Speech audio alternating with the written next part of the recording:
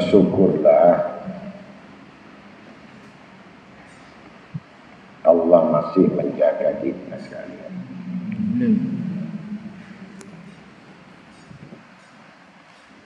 Allah punya sifat nama Al-Hafidh.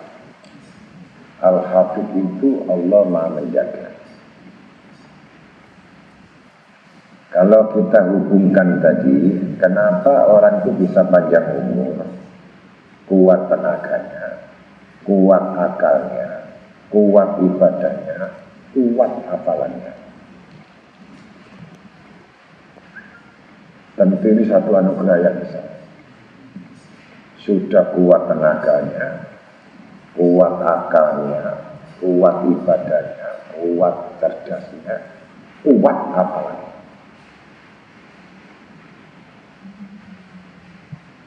Itulah Allah menambahkan satu kebaikan-kebaikan itu akan mendapatkan surga yang terus dapat bonus-bonus untuk merasakan nanti yang dapat prioritas yang paling utama. Ini khairun nas ampahum linnas.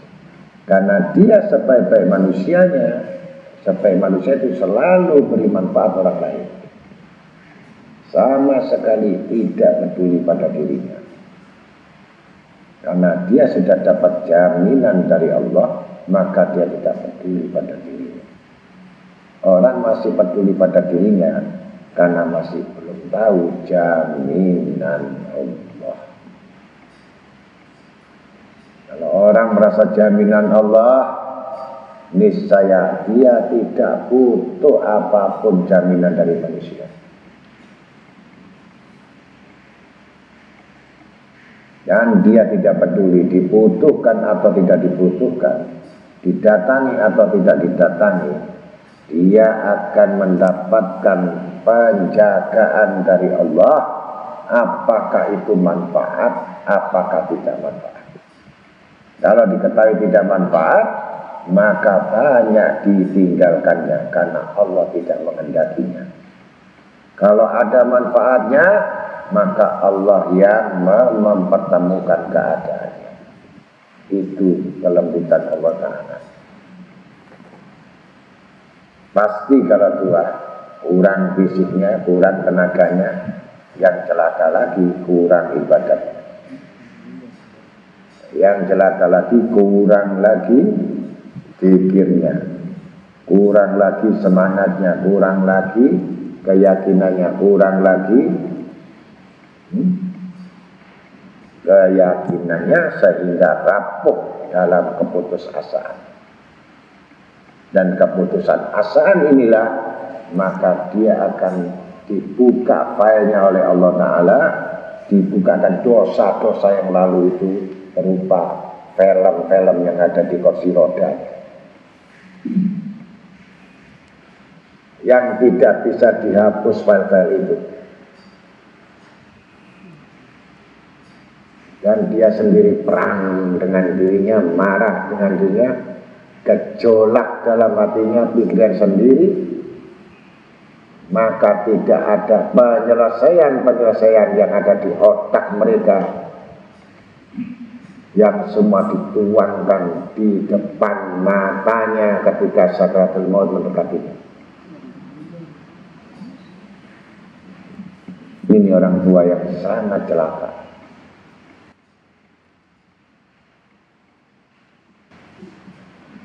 Padahal tadi Allah menjaganya. Maka perbuatan baik itu, jelas perbuatan baik itu kembali. Apakah dia itu senang bertaubat atau senang minta-minta?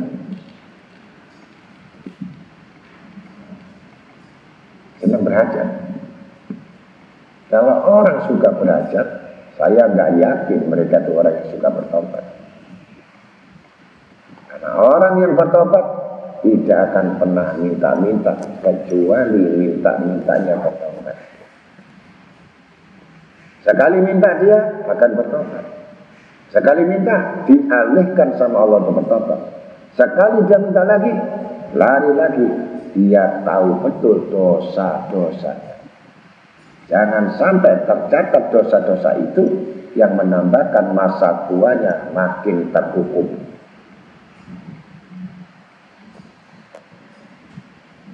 Itu gampang kalau melihat orang. Tua geladi, makin tua makin menjadi tidak mau menjadi anak muda. Nafsunya makin merajalela, keinginan dunia makin merajalela.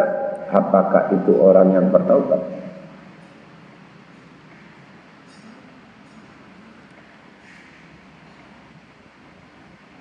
Satu hari setiap langkah sudah menuju kuburan, dia tidak sadar kalau tiap hari sudah satu langkah menuju kuburan dan daftar. Kalah dengan nafsunya, keinginannya, sehingga lupa untuk bertaubat. Maka celakalah orang semacam itu. Di dunia sudah celaka, apalagi di akhirat. Apapun yang menimpa kita, apapun yang terjadi kepada kita, katakan jujur sekali kepada Allah Ta'ala kalau kita ini adalah banyak dosa. Ketika kau mengatakan kami banyak dosa dan kami tidak akan melupakan, maka kami juga tidak melupakan, kata Allah. Maka catatlah istighfar kami, ya Allah, tobat kami terhadap dosa-dosa kami yang sangat banyak ini. Sampai mendengar betul jawaban dari Allah, wahai hambaku yang beriman, kami telah mengampuni dosa-dosamu. Peganglah terus, berpedomanlah terus istighfar itu akan mendapatkan kecintaanku. Suara, entah suara malaikat, ada yang mengatakan suara Allah, keras.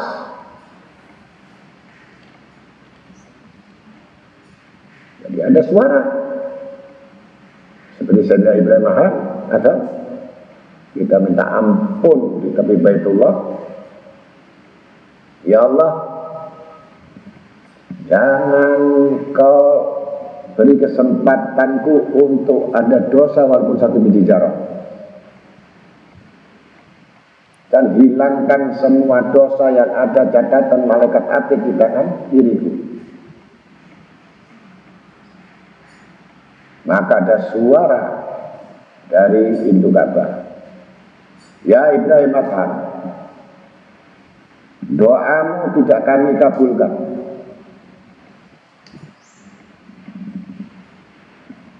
Kalau aku tidak mengabulkan pintu taubat itu, rahmat taubatku untuk siapa?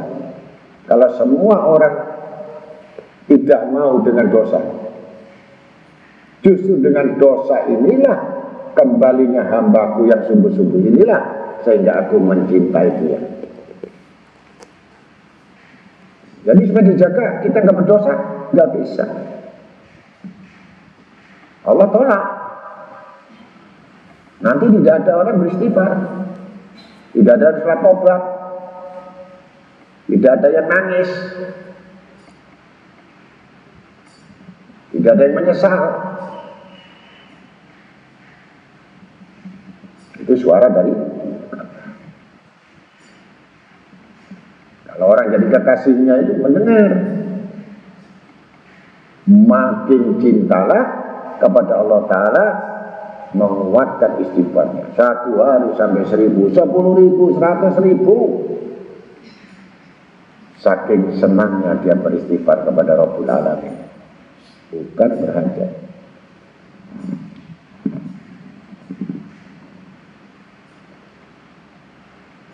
Sampai tulisan istighfar itu ada di dinding mulutnya kuburan. Di maksar, di tiang-tiang maksar atau di awan tertulis istighfar. Di sirat jembatan ada istighfar. Di mijang ada istighfar semua dari cahaya sampai dalam surga. Babul jannah lil istighfar, pintu surga bagi orang-orang yang beristighfar. Itu gunanya.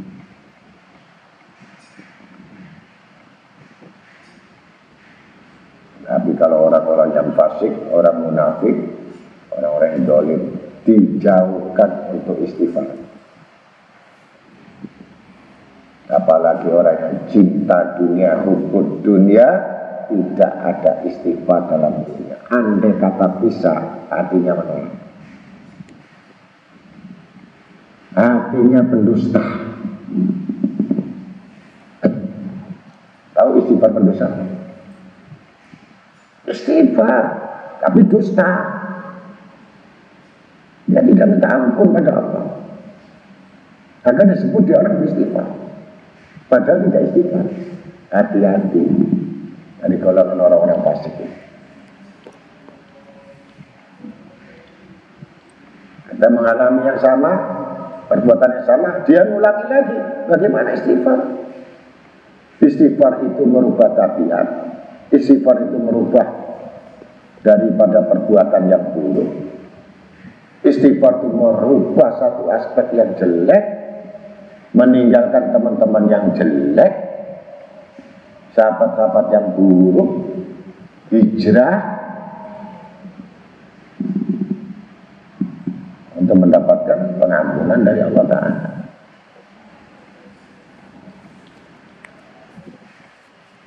Jadi saya tanya, tidak semuanya apa? Apa enggak saya tulis istighfar itu? Yang apa? Alhamdulillah. Saya enggak yakin semua apa ini.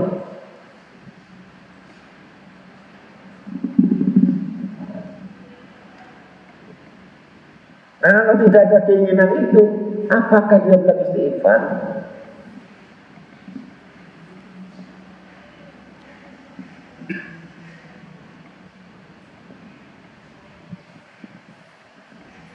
Yang pendek saja, pernah diamalkan tidak? Allahumma firli warhamni wa tub alayya innaka tawwabur rahim 70 kali. Diamalkan atau tidak? Pendek saja itu.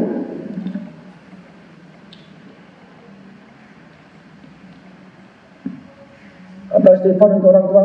Diamalkan atau tidak? 100 kali. Astaghfirullahaladzim li walidayya wa li ashabil huquqil wajibati alayya wa li jami'al muslimin wal muslimat wal mu'minin wal mu'minat Allah ya min awal. 100 kali satu hari. Kalau memang kamu anak yang soleh. Kalau kamu bukan anak yang soleh, nggak perlu baca itu. Baca mulut 3 kali tidak cukup dengan 3 air susu ibumu yang masuk mulutmu, masuk perutmu. Itu. Andai kata kalau kamu ingat terus, kira-kira minta apa? Kalau kamu ingat sasaran kamu minta apa? Malu atau tidak kamu?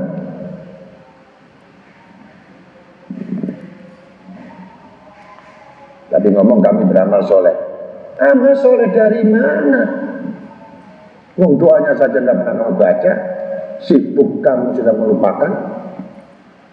Kelalaianmu terlalu banyak.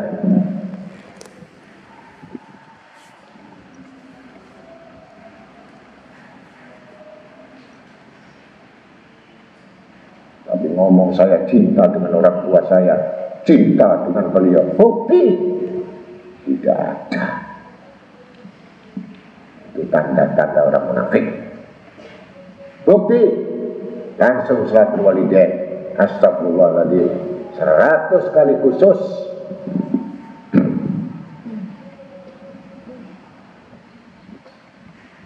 Tidak akan mencapai derajat yang tinggi kamu ketika kamu belum mendoakan kedua ortuamu, walaupun mertuamu sekalipun.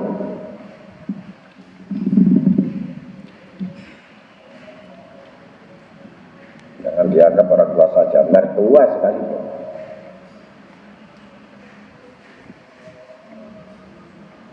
Untuk itulah kebaikan yang akan dibuktikan oleh Ta'ala tempat kemuliaan bagi orang-orang yang takwa. Dan ditolak doa itu sebelum kamu mendoakan minta ampun orang tuamu, maka gugur amalmu. Dan kita butuh ilahiyah dari Syekh Qadir Al-Jailani.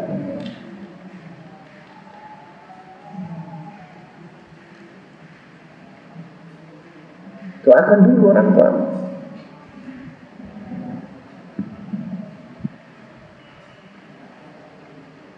Milih mana kamu? Milih doa orang tuamu atau milih hajatmu? Milih salat duha atau milih istighfar? Saya tanya, salat duha atau baca istighfar untuk orang tuamu? Pilih.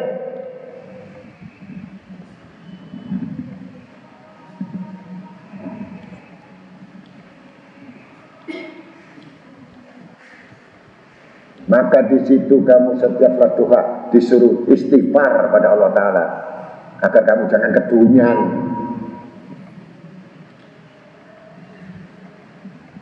Kenapa nggak baca ya Fatah ya Roja tapi salat duha?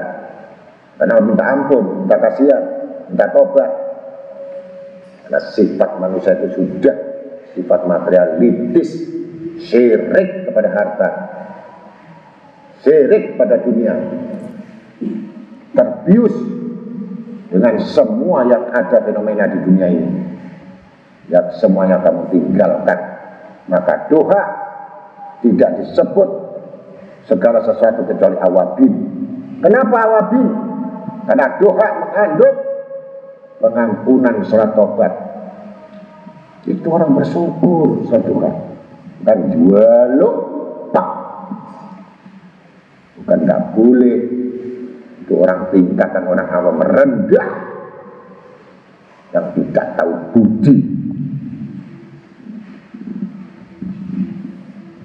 hanya mikir isi perut melulu. Tapi yang benar, mendoakan orang tahu 100 lebih utama. Dan semua terangkum, doa semuanya diwujudkan dalam istighfar multi tadi. Diwujudkan oleh Allah Ta'ala segala hajat.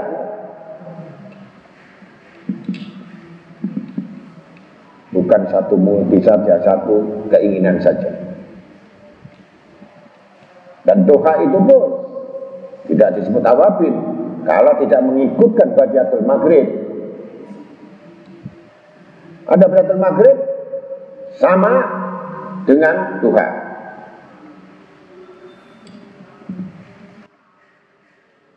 6 rakaat maghrib, 8 duha atau 4 duha, baru awabin.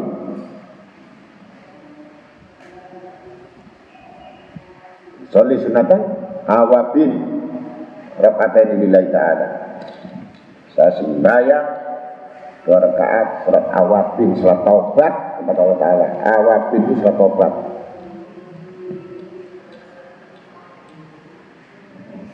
Ya, mudah-mudahan itu saja pengertiannya. Jadi orang yang bisa menjalankan satu kebaikan dan amal itu tergantung bersihnya hati, bersihnya niat, cerdasnya akal, pandainya akal, fungsinya akal, sehingga dia bisa mengoperasikan semua perintah-perintah Allah tanpa halangan dan tanpa syarat. Semua dilakukan terpaksa atau suka, senang atau duka, tidak ada satu alasan untuk melaksanakan perintah Allah, yang semua itu untuk kepentingan manusia itu sendiri. Sampai sekarang ada itu tahlil itu pakai tumpeng, ulang tahun itu pakai nasi kuning. Kenapa gak nasi goreng?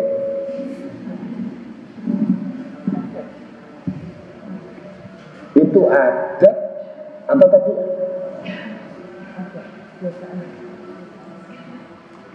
Dua.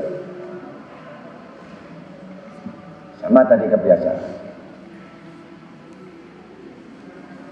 Kebiasaan dia mengerjakan sunnah bersama wajib.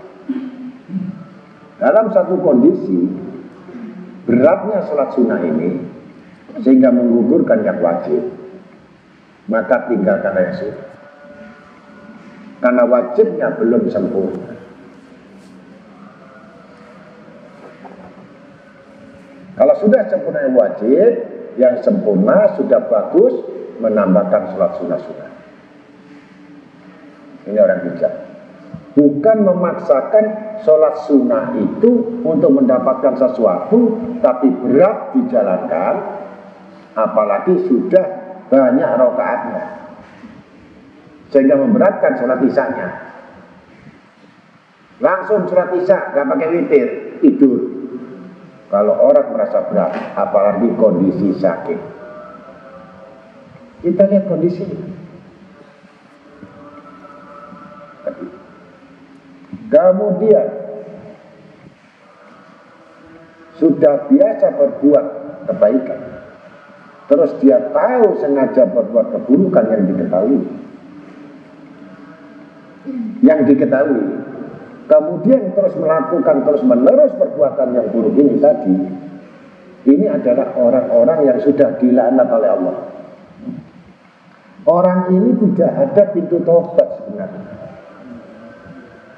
Cuman polesan-polesan hanya dilakukan bertobat, padahal tidak bisa bertobat untuk perbuatan tabiat yang buruk ini. Kemudian tidak berani hijrah kepada perbuatan buruk ini, maka dia menjadi kebiasaan. Namanya tabiat yang sudah diputuskan. Hei orang-orang lacur, hei orang-orang kafir, tempatmu di neraka jahanam. Hei orang-orang munafik, tempatmu adalah intip neraka jahanam. Jadi sudah ditulis di Al-Quran. Apakah Rasulullah SAW tidak tahu? Tahu ini orang neraka jahanam. Tapi Rasulullah dengan bijak bertobatlah. Bertobatlah 70-100 kali. Ternyata dia tidak bisa bertobat dan makin parah perbuatannya.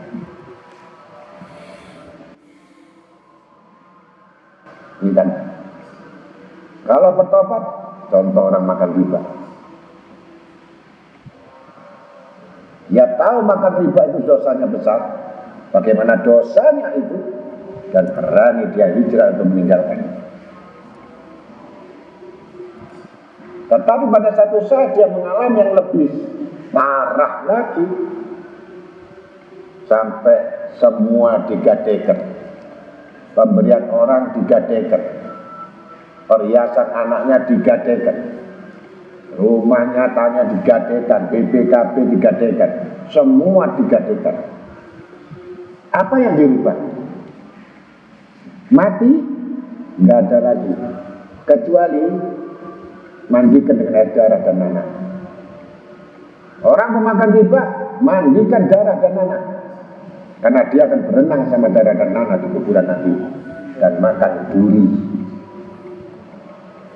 Tidak ada obat.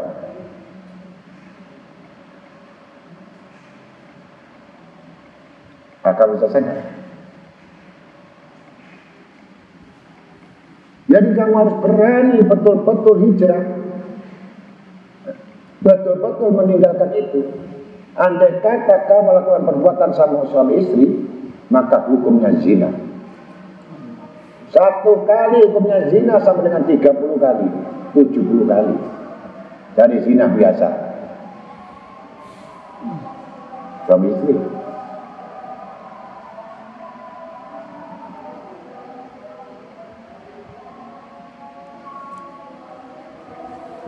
Apa yang sah? Berani yang ngesahkan siapa? Beranikah itu? Kalau tidak berani hijrah, kan tidak berani menjual semua aset-asetnya dia, berarti dia betul-betul siap untuk menerima hukuman Allah.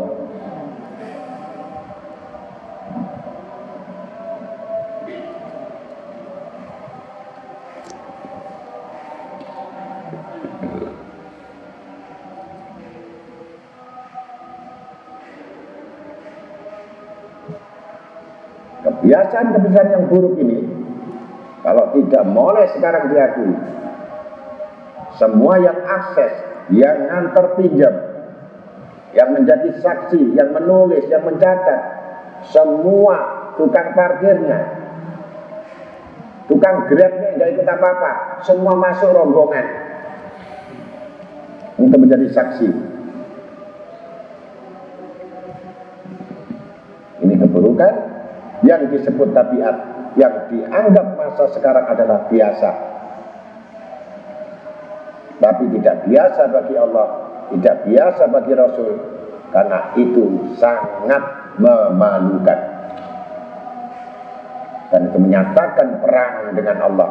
Dan andai kata dia memang dulunya bekerja di perusahaan tertentu dengan kredit debit dan segala macam, tobat, sama sekali dia tinggalkan semuanya dan tidak semuanya disentuh lagi hal-hal yang sifatnya diharamkan, maka itulah tobat diterima oleh Allah. Tapi kalau kepingin lagi masuk menjadi karyawati di tempat yang sama lagi, berarti dia memang betul-betul membutuhkan.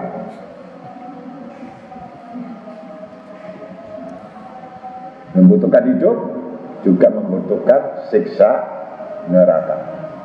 Untuk itulah hati-hati, saya wasiatkan yang punya kandungan-kandungan utang yang sudah ada, cepat dilunasi sebelum dapat hukuman Allah di kuburan. Mati tidak diketahui. Jangan sampai punya pinjaman apapun kepada manusia. Jangan sampai punya utang apapun sama manusia, karena tagihan itu berat, karena di sana tidak ada dinar, tidak ada uang, yang ada amalmu yang disikat habis nanti, sehingga kamu masuk kuburan bangkrut tidak bawa amal. Untuk itulah ingat-ingat, jauhkan kredit apapun, ya, apalagi yang rentenir 5%, 10%, 20% tanpa jaminan, sikat bagi orang yang memang terkutuk, orang yang dimurkai Allah Ta'ala. Paling mudah untuk menyambar utang-utang semacam itu, karena dianggap itu hari raya, kepuasan saat menerima, kepuasan saat menerima itulah surga bagi orang-orang durhaka ini, mengembalikan neraka rasanya. Itulah perbuatan iblis supaya nyemplung sama orang-orang ahli riba itu, sehingga terjerumuslah dalam satu semua amal ibadahnya, sholatnya, puasanya, zakatnya, semua tidak diterima. Sekali lagi, semua sholatnya, puasanya, hajinya, ibadahnya tidak diterima.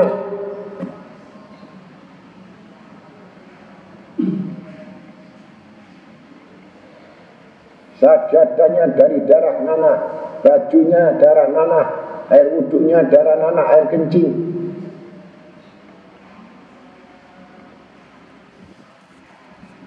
Maka apa yang didapatkan, apa yang disujudkan, percuma. Duduk di majelis, selesaikan dulu, bersihkan dulu, baru menghadap di majelis.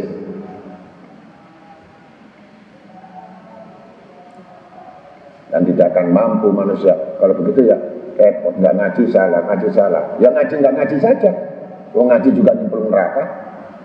Untuk apa? Untuk saya tobat, tobatnya bagaimana? Tobat riba, selesaikan, bukan istighfar.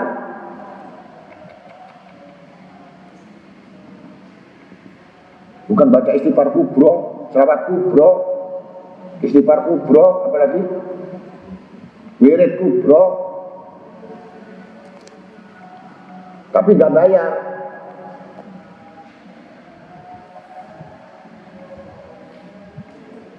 Ingat-ingat itu. Jauhi hal-hal yang dilarang, yang dimurkai Allah, yang dimarahi Allah. Kalau tidak, siap kamu menerima. Balak dunia ditunjukkan, akhirat tidak ditunjukkan, mau mati ditunjukkan. Jangan nanti, mau mati ditunjukkan. Itulah, dan sadar karena yang demikian itu bahwa hidup ini cukup numpang minum, bukan menikmati, cukup numpang hidup.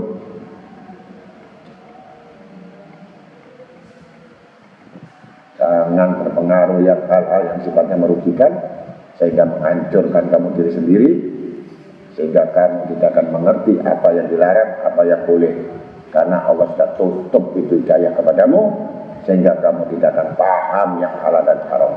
Assalamualaikum warahmatullahi wabarakatuh.